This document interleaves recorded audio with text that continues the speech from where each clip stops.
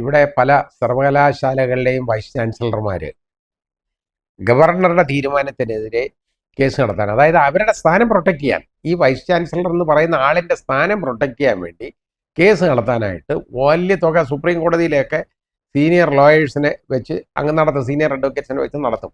ഒരു സിറ്റിങ്ങിനൊക്കെ 4-5 ലക്ഷം രൂപയാണ് അവർ വാങ്ങിക്കുന്നത്. കേസ് നടന്നാലും നടന്നില്ലെങ്കിലും അത് വാങ്ങിക്കും, കൊടുത്തേ പറ്റുള്ളൂ. അന്ന് ആ കേസില്ല ഇരിക്കുന്നത്. അടുത്ത തവണ അയാൾ വരണമെങ്കിൽ വീണ്ടും ആ കാശ് കൊടുക്കണം. അതാണ് സിസ്റ്റം. അത് അവർ എൻറ്റൈറ്റിൽഡാണ്, അങ്ങനെയാണ് അവർ ചെയ്യുന്നത്. കാരണം അവർ അപ്പിയറൻസ് അഡ്വക്കേറ്റ് ഓൺ റെക്കോർഡാണ് അപ്പിയർ ചെയ്യുന്നത്. ഈ അഡ്വക്കേറ്റ് ഓൺ റെക്കോർഡ് തീരുമാനിക്കുന്ന ഒരു സീനിയറിന് കൊടുക്കും, എൻഗേജ് ചെയ്യാൻ തീരുമാനിക്കും. ആ സീനിയറിന് പിന്നെ ഈ കേസും പറഞ്ഞു കൊടുത്തിട്ട് അതിൻ്റെ പൈസയും കൊടുക്കണം, ആ ഒരു സിറ്റിങ്ങിൻ്റെ കൊടുക്കണം. അന്ന് കേസ് നടന്നില്ലെന്നിരിക്കട്ടെ, കേസ് അങ്ങ് മാറിപ്പോയി, വീണ്ടും അടുത്ത സിറ്റിങ്ങിന് പോകുമ്പോൾ വീണ്ടും അതേ പൈസ കൊടുക്കണം. അങ്ങനെയാണ് അവർ വാങ്ങിക്കുന്നത്. ഞാനിത് ഒരുപാട് എനിക്ക് നേരിട്ട് അറിയാവുന്ന കാര്യമാണ്, വാങ്ങിച്ചോണ്ടിരിക്കും. വലിയ എമൗണ്ടുകൾ അങ്ങനെ വാങ്ങിക്കുന്നവരുണ്ട്. ബാക്കി ആരുടെ കാര്യമൊന്നും ഞാൻ പേരൊന്നും പറയുന്നില്ല. അങ്ങനെയുള്ള ഒരു ധാരാളം ആളുകളുണ്ട്, സീനിയർ അഭിഭാഷകരുണ്ട്. അവരെ കൊണ്ടൊക്കെ പറഞ്ഞാലേ മിക്കവാറും വല്ലതൊക്കെ നടക്കും. അല്ലാതെ എല്ലാവരും പോയി ഒന്നും പറഞ്ഞാലൊന്നും ഈ കേസൊന്നും നേരെ പോകത്തില്ല. കാരണം അവരത്രയും മിടുക്കരാണ്, കഴിവുള്ളവരാണ്, അതുകൊണ്ടാണ് അങ്ങനെ നടക്കുന്നത്. അപ്പോൾ ഇതേപോലെ ഈ സ്വന്തം പൊസിഷൻ കാത്തു സൂക്ഷിക്കാൻ വേണ്ടി വക്കീലിനെ നിയമിക്കുക. ആരുടെ ചിലവിൽ? അയാളുടെ ചിലവിലല്ല, നാട്ടുകാരുടെ ചിലവിൽ, സർക്കാരിൻ്റെ ചിലവിൽ, സർവകലാശാലയുടെ ചിലവിൽ. അപ്പോൾ അത് വന്നപ്പോൾ നമ്മുടെ ശ്രീ ആരിഫ് മുഹമ്മദ് ഖാൻ്റെ ആ തീരുമാനം എനിക്ക് വളരെ ഇഷ്ടപ്പെട്ടു. എനിക്കെതിരെ കേസ് നടത്താനായിട്ട് സർവകലാശാലയുടെ പണം എടുത്തുകൊണ്ട് പോയി കൊടുത്തേക്കുന്നത്, അതെല്ലാം അടച്ചോളാൻ പറഞ്ഞു. തിരിച്ച് ഒന്നും എടുക്കാൻ ഒക്കത്തില്ല, അതിൻ്റെ കാര്യമില്ല. സ്വന്തം കാര്യത്തിന് കേസ് നടത്തിയാണ്. ആ സ്വന്തം കാര്യത്തിന് കേസ് നടത്താനായി സ്വന്തമായിട്ട് വക്കീലിനെ വെക്കണം. ന്യായമായ കാര്യമാണ്, ഒരു കുറ്റം പറയാൻ ഒക്കത്തില്ല. ഇവിടെ ഈ കൊലയാളികളെ രക്ഷിക്കാൻ മാത്രം ആയിട്ട് എത്ര കോടി രൂപയാണ് ഈ സർക്കാർ ചെലവാക്കിയിട്ടുള്ളത് വക്കീലന്മാർക്ക് കൊടുക്കുന്നത്? ഓരോരുത്തരെയൊക്കെ വീട്ടിൽ പോയി വെട്ടി അറിഞ്ഞ് കൊല്ലും കേട്ടോ. ആ കൊല്ലുന്നവന്മാർക്കെതിരെ അവന്മാരെ ആ പ്രതികളെ അവർക്കെതിരെ UAPA മാറ്റണം. അതിന് ഇവിടെ ഹൈക്കോടതി കേസ്, ഹൈക്കോടതിയിൽ നിന്ന് പിന്നെയും പോയിട്ട് നേരെ സുപ്രീം കോടതിയിൽ എല്ലാം തള്ളി വാങ്ങിച്ചുകൊണ്ടിങ്ങി വരും കേട്ടോ. പക്ഷേ വക്കീലിന് കാശ് കൊടുക്കും. അങ്ങനെ എത്ര കോടി രൂപയാണ് ഞാൻ തന്നെ തീരുമാനിച്ചേക്കുന്ന കേസുകളിൽ, ഒരുപാട് കേസുകൾ, ഏതൊക്കെയാണെന്ന് ഞാൻ പറയുന്നില്ല, CBI അന്വേഷണത്തിന് വിട്ടേക്കുന്ന കേസുകളൊക്കെ ഉണ്ടായിരുന്നു. അതിനൊക്കെ തർക്കിക്കാൻ പോയേക്കായിരുന്നു അങ്ങ് വരെ, പോയിട്ട് അത് തള്ളി വാങ്ങിച്ചുകൊണ്ട് വന്നിട്ടുണ്ട് ഇഷ്ടമാതിരി.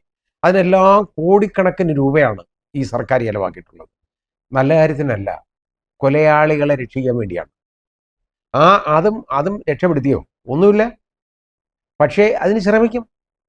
ഞങ്ങൾ നിങ്ങളുടെ കൂടെ ഉണ്ട് എന്ന് കാണിക്കണമല്ലോ. അങ്ങനെ കാണിച്ചാലല്ല യവനെ അടുത്തവൻ്റെ തല വെട്ടത്തുള്ളൂ. പോയി ഇത് വീണ്ടും വെട്ടിക്കണമല്ലോ. അതിനൊരു ചൊല്ല് തന്നെ ഉണ്ട് അവിടെ, മാടിനെ വെട്ടുന്നതെന്നാണ് പറയുന്നത്. മാടിനെ വെട്ടുന്ന പണിയുണ്ടെന്ന് ഓരോരുത്തരെ വിളിച്ചു വരുത്തുന്നതാണ് ഇതിനെ, അങ്ങനെ പറയുന്നതാണ്. അപ്പോൾ ഇത് ഇവന്മാരുടെയൊക്കെ പിന്നെ വേറെ കാര്യമുണ്ട്, അവരുടെയൊക്കെ വീട്ടിൽ ചെലവിന് കൊടുക്കണം ഈ ജയിലിൽ കിടക്കുമ്പോൾ. അതും കൊടുക്കുന്നുണ്ട്. അതിന് ബക്കറ്റ് പിരിവും അതും ഇതുമൊക്കെ. ഇവർക്ക് കാശുണ്ടല്ലോ ഇതുപോലെ കൊടുക്കാൻ, ഇഷ്ടംമാതിരി ഉണ്ട്, പണമുണ്ട്. വല്ലവർക്കും എന്നൊക്കെ പറഞ്ഞാണ്ട് ഒരു പയ്യനെ കൊന്നതിൻ്റെ ആണെങ്കിൽ അവന് പിരിച്ചെടുത്ത കാശിൻ്റെ ഒരു 4/1 പോലും അവൻ്റെ വീട്ടിൽ കൊടുത്തില്ല. ഇതുപോലൊക്കെ ഉള്ളവരുണ്ട്, ഒരുപാട് എണ്ണുന്നുണ്ട്. ഇത് ഒരു രാഷ്ട്രീയ പാർട്ടി എന്നല്ല, എല്ലാ രാഷ്ട്രീയക്കാരും ചെയ്യുന്ന കാര്യമാണ്. ഇപ്പം നമുക്ക് കാണുന്നത് ഇവരുടെ കാര്യമാണ്, അതുകൊണ്ട് ഇത് പറയുന്നുണ്ടല്ലോ. ഇത് ആവശ്യമില്ലാതെ കേസ് നടത്താൻ സുപ്രീം കോടതിയിലൊക്കെ എന്നുള്ള അഭിഭാഷകരെ കൊണ്ടുവന്ന് വെറുതെ ഇതുപോലുള്ള കാര്യത്തിന് അപ്പിയർ ചെയ്യിപ്പിക്കും. അപ്പിയർ ചെയ്തിട്ട് അതിന് കൊടുക്കേണ്ട പണം എന്ന് പറയുന്നത് ഖജനാവിൽ നിന്നുള്ള പണമായി കൊടുക്കുന്നത്. ആ കൊടുക്കുന്ന പൊതുജനങ്ങളുടെ നികുതി പണമാണ്, അല്ലാതെ ഇവരുടെ ഒന്നും സ്വന്തമല്ല. അങ്ങനെ ഇരുന്നപ്പോഴാണ് ഈ തീരുമാനം നമ്മുടെ ബഹുമാന്യനായ ഗവർണറുടെ ഭാഗത്തു നിന്ന് വന്നത്. അത് വളരെ ശ്ലാഘനീയമാണ്. ഇങ്ങനൊരു സ്റ്റാൻഡ് വേണം എടുക്കാൻ, സ്വന്തം കാര്യത്തിന് കേസ് നടത്താൻ. അപ്പോൾ ഈ കൊലയാളികളാണെങ്കിൽ അവന്മാരെ തന്നെത്താൻ പോട്ടെ, ഗവൺമെന്റിന് എന്താ കാര്യം ഇതിനകത്ത്? പൊതുജനങ്ങൾക്ക് എന്താ താല്പര്യമുള്ളത് ഇതിനകത്ത്? അവരുടെ ഒരു പോലീസ് അവരെ കുറ്റക്കാരനാക്കിയത് കൊണ്ടാണല്ലോ വന്നേക്കുന്നത്. ചുമ്മാ ഒന്നും വീട്ടിൽ കിടന്നവനും അല്ലെ അമ്പലത്തിൽ കുളിച്ച് ഒഴിവന്മാരെയൊന്നും പിടിച്ചോണ്ട് വന്നതൊന്നും അല്ലല്ലോ. കൊന്നവനെ അല്ലേ പിടിച്ചോണ്ട് വരുന്നത്. ആ പിടിച്ചോണ്ട് വരുന്നവനെ അവനെ രക്ഷിക്കാനായിട്ട് നടന്ന് ഗവൺമെന്റ് കേസ് കൊടുക്കുക. എന്ത് വൈരുദ്ധ്യമാണെന്ന് ആലോചിച്ച് നോക്കണം. ഇത് നമ്മുടെ പണം കൊണ്ടാണ് ഇതെല്ലാം, ഈ കളി മുഴുവൻ കളിക്കുന്നത്. അതില്ലാതാകണം. അതിന് ഒരു നാന്ദി കുറിക്കട്ടെ ഈ ഗവർണറുടെ തീരുമാനം. വളരെ നല്ലൊരു തീരുമാനമാണ്. ഇതുപോലുള്ള തീരുമാനങ്ങൾ എല്ലാ മേഖലകളിലും വരണം എന്നാണ് എൻ്റെ അഭിപ്രായം.